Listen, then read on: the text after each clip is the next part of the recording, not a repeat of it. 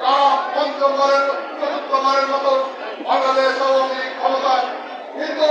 ক্ষমতায় আসার পরেও যারা যেদিন নির্বাচন বাঞ্চালের ষড়যন্ত্র করে দিল, ওই বিএনপি জামাত ওরা জানে